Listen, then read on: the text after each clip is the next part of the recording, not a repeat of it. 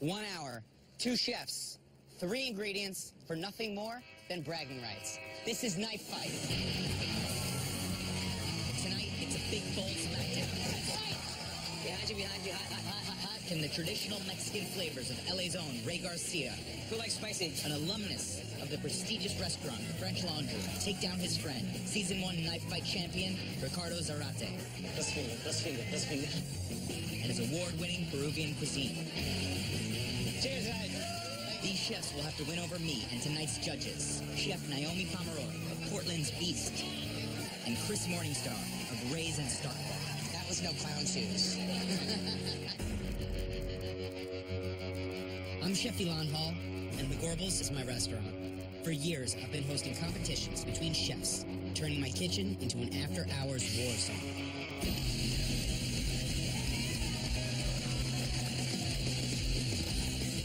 Tonight, 2 chefs go head-to-head with 1 hour on the clock to turn secret ingredients into incredible dishes. The prize, bragging rights. This is Knife Fight!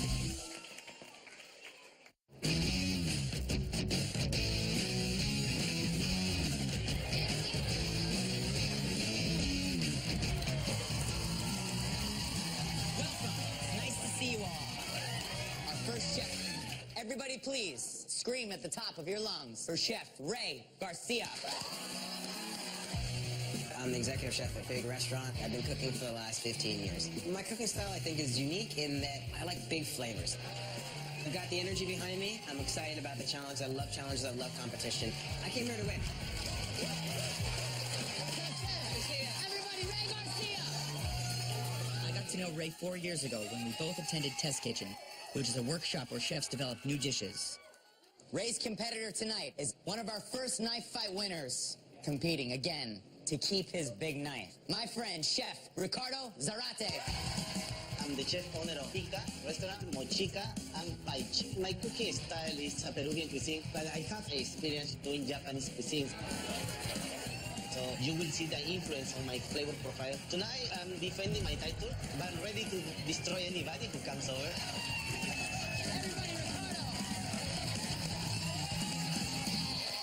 Coincidentally, I met Ricardo the same day I met Ray, and we've all been friends ever since. Without further ado, our ingredients. Our first ingredient.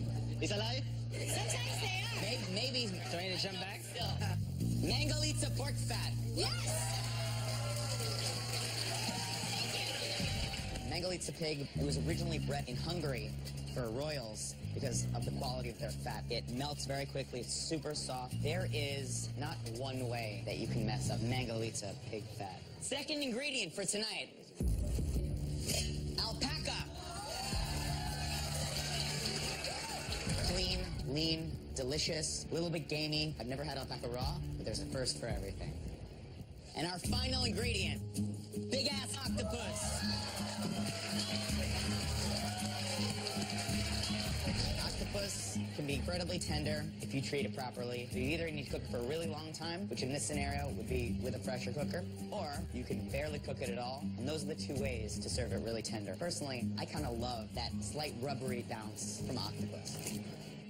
You've got 1 hour. You've got to make at least 2 dishes, and you have to use all 3 of these ingredients. You can use everything in my walk-in, everything in the restaurant. You guys good? Yeah, let's do this. You guys want to see these chefs fight? Give it up! I feel good about the octopus, but I've never worked with alpaca before, so it's going to be a big challenge. I know what I'm going to do with alpaca, but I don't have a clue what I'm going to do with the octopus. Ricardo has won the big knife before, so I want you, Ricardo, to give me your knife that you won. Because if Ray wins, just like a title belt, Ricardo does not go home with it. We're going to keep this round right up. I mean, when Ilan took the knife from me, I almost killed him because I was very pissed off. You know, it's mine. Are you guys ready to see these chefs cook? I feel confident I'm going to take that knife from Ricardo. I'm going to put the best damn food in front of these judges. 5, 4, 3, 2, 1, fight!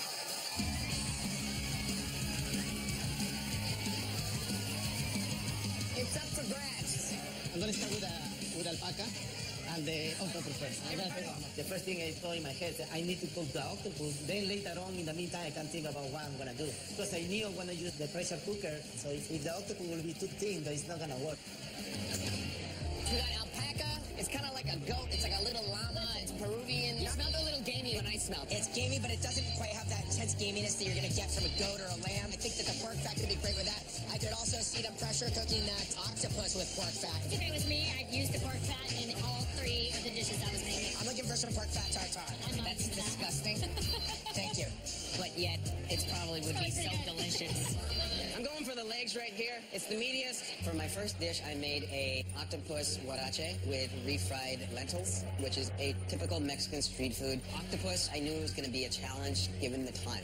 I'm going to salt scrub it. It breaks down the outside. It makes it a little bit more tender, so it goes a little faster. And then I'm going to oil it out of it. I put it in a pot with onion, red wine, jalapeno, and some carrot. Red wine helps break it down a little bit because they don't have a whole lot of time.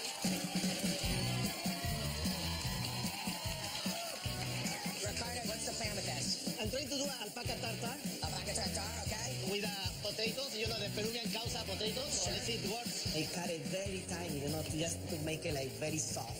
And then I'm gonna start doing my potatoes because I was thinking I'm gonna do the mashed potato. I'm gonna season the potato when the potatoes were ready to mash it. And then I put in some ají amarillo. This is ají amarillo potato. The ají amarillo is kind of smoky, yellow, sweet. So I put the potatoes in the ring more and I add my alpaca tartar. Very strong on the flavor. And I top it with a little bit of avocado.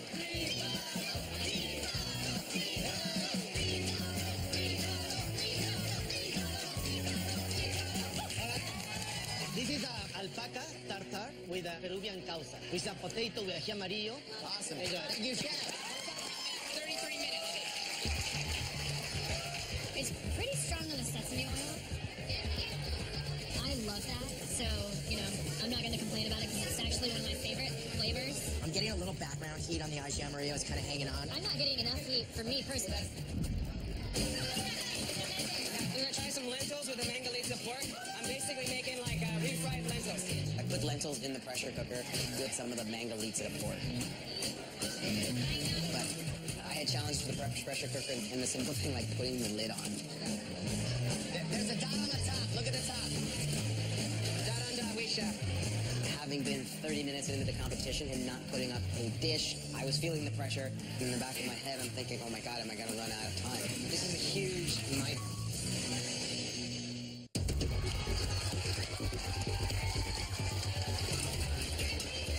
Pass it over here, I'll do it. Thank you, sorry. No, it's good. Obviously. Look, chef, this dot over here lines up. Boom, thank you. This is where we're at now. Both chefs are cooking octopus differently. Ray is not pressure cooking his octopus, he's poaching it, while Ricardo is pressure cooking his octopus to get it as tender as possible. Ray is doing like a huarache, which is like it's a tortilla with lots of different things on it. I'm rolling out a huarache, semi-thick, make it look like a sandal. I'm gonna saute it off and then I'm gonna fry it. The key to making a good huarache, it can't be too dry, but it can't be too wet either. If it's too dry, it'll crumble. If it's too wet, it will stick. See what happens if it's too wet? I love huarache. Yeah, me too. Huarache actually translates as sandal, which is the namesake of the shoe and kind of what it's shaped for. Gonna fry the huaraches off in the mangalita pork fat. It was challenging because the buyer had to really keep an eye on that huarache, while at the same time looking to see what my octopus was doing, looking to make sure that my lentils weren't burning, and out of the corner of my eye, watching Ricardo to make sure he wasn't getting too far ahead of me. I didn't know what I'm gonna do with the octopus. So I made my costume of alpaca burger. I'm trying to do some kind of like a burger with alpaca. I chopped the alpaca really fine because I didn't have time to get a grinder. The alpaca is very lean animal. I got the fat next to me. So I said the only thing I need to do is just dissolve this fat, add it in there, make it moist. And then I add some flavor, onions, garlic, bacon. I'm trying to cut some bacon. I'm gonna mix the alpaca and bacon. I'm gonna add the fat. Put the fat to make it more tender. Behind you. After the lentils cooked, I scooped them out of the pressure cooker. The idea was that they were going to take on the texture and the flavor of a refried bean. Get a little bit of those refried lentils, put them down on the base. After the octopus was poached, I took it out and then I seared it on the flat top. Charring the octopus lightly, I wanted it to get a little bit more flavor, and I wanted to get some of that caramelization from that red wine kind of burning around the crust of it.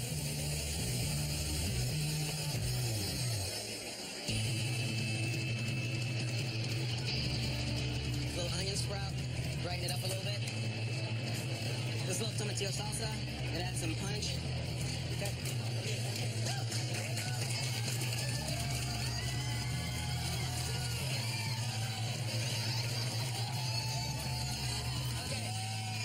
So we have a huarache here. Red wine poached octopus, some onion sprouts, and a little bit of tomatillo. Thank you. Flavors are all here. It's great flavors. I get that's a really great utilization of pork fat. Heat in it's really nice. Sticking around, it's not hurting you. Yeah, that's some big flavors. And I do like that each bite's a little different. Okay, we're at like a 25-minute mark right here. Ray had a plate out. Ricardo got a plate out. So we got a good fight going on right here. I'm making the burgers, my friend. I'm making a kind of a crostini with a brioche. It is that fat, more fat. And then I start like dressing the brioche with a lot of fat just to make this moist, you know, to feel good when you put it in your mouth. And then I put on the top of the brioche jalapeno salsa, which is jalapeno, onions, and lemon juice. Okay. We got a plate coming out.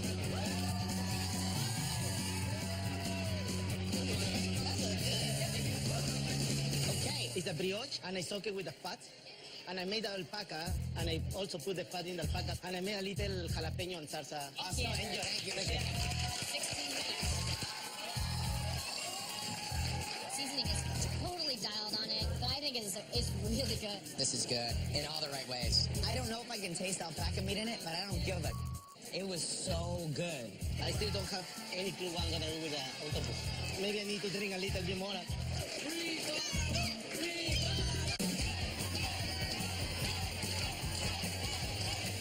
For my second dish, I wanted to tackle that alpaca. I am going to take that loin, trim it down just a bit. I had never used alpaca before. Only time I've seen alpaca is in Peru, and Ricardo being Peruvian just ups the ante that much more for me.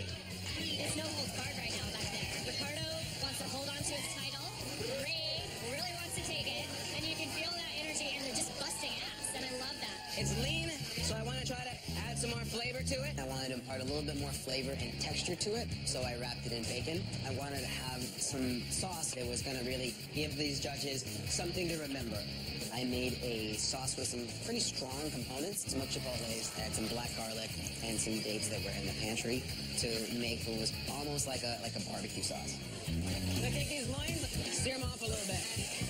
Pureeing up my sauce. It's going to be the base of the alpaca. I love these guys.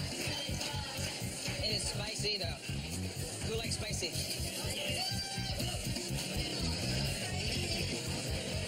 What do you think about what Ray's doing? He's killing it, man. He's got a nice sauce for you with some dates, some peppers in there.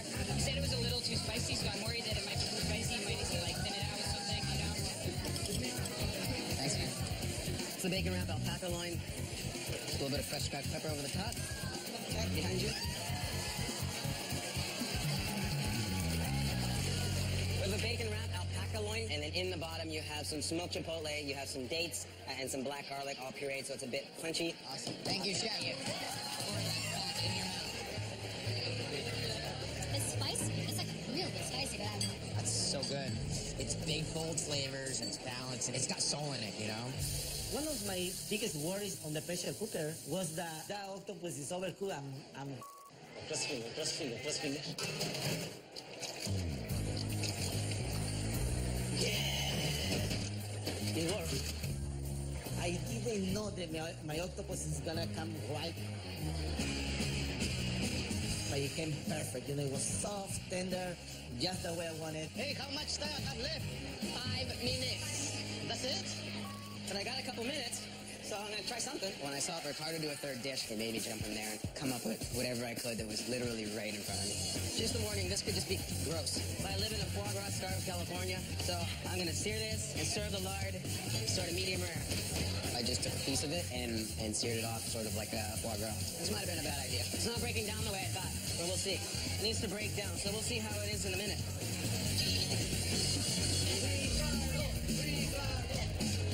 I'm adding the soy sauce with lemon. This is the tepanade, the Peruvian tepanade. I think that's gonna give a nice sharp taste to the octopus. I'm gonna add this crispy quinoa I have. So it's just fried quinoa.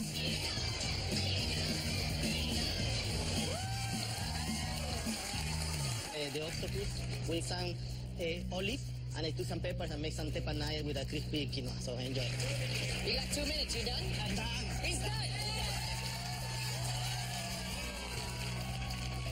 I love the flavors a lot, but the edge right here was like a little more chew than I was like looking for. Really, I found Ray's octopus a lot chewier than Ricardo's. The flavor is really tasty. A little bit of black rice, super hot oil. Just gonna puff it up. I wanted to balance out with the Mangalitsa fat because you can't just eat a piece of fat. So I took some wild rice. I hit it in a hot pan of oil. Just that quick exposure to that heat made it puff instantly. Instant puff rice.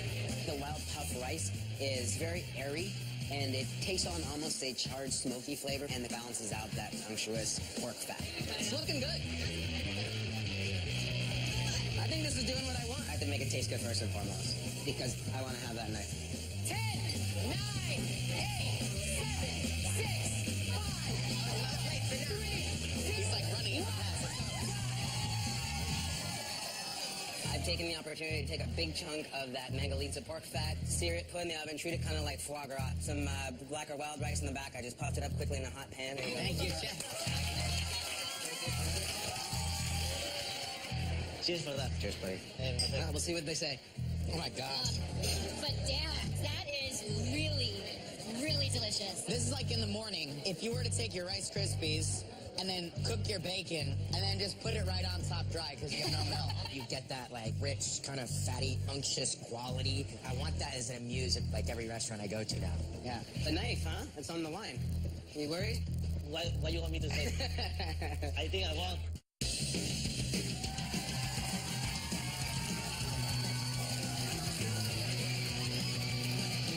Wow, guys, amazing, delicious. Such great utilization of everything that was here. All right, so your huarache dish, Ray. It was such a great cross use of two of the main ingredients. The richness from the pork fat that came through on the masa was awesome. The huarache was my biggest challenge because to try to get octopus tender, I would have loved another 30 minutes to probably cook the octopus. Your bacon wrapped alpaca with chipotle date sauce was really good. Have you done that sauce before with the dates and the I've never dates had and alpaca chipotle? either. I had to peek over and see what Ricardo was doing. Yeah. Raised roasted pork fat with the fried rice. What I found to be particularly ingenious about this dish was that the crispiness of the rice was your way of substituting for the fact that you could have never had that melty piece of fat and still had it crispy. It was delicious. Well, great, thank you. I feel like there could have been just like an easier way to eat it. It was kind of sloppy. What a piece of pork fat. I know, you're right. Ricardo, you cooked food that was so much love in it. The alpaca tartare that you did was tasty and good and delicious. I just wanted just a touch more wow factor. Ricardo's alpaca burger in the Mangalitsa pork fat was so good. And then just that bread just dripping in fat. It was really good. And your octopus dish flavors here were just big and bold. And then in the middle of it, you olives and soy sauce. Like where did that come from? It's so beautifully balanced. Give us a few minutes and then we'll bring you guys back. But Thank come you on. very much. There was nothing that we were served today that wasn't delicious. Ray's bacon wrapped alpaca. That, for me, was the dish of the night. Ricardo's Mangalitsa alpaca bound, Yeah, you're right. that was no clown shoes. No. I like alpaca, but I don't know about the other two. The burger, which I was very happy. The presentation, I would say maybe it's loose. This one's a tough one, but I've made my decision. For me, I do have a favorite. All right. Ray, Ricardo, come on in.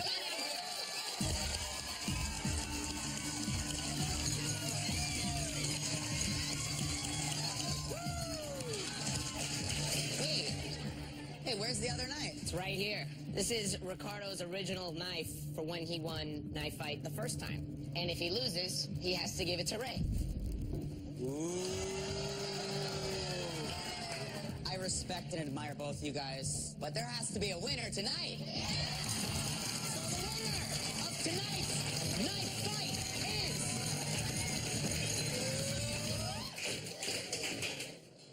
is... Chef Ray Garcia.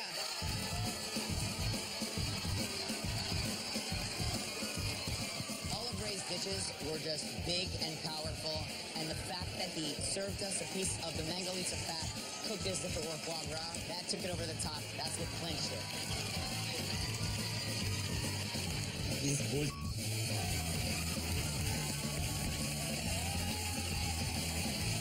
Ricardo, you put up a good fight tonight, brother, but you got knocked out.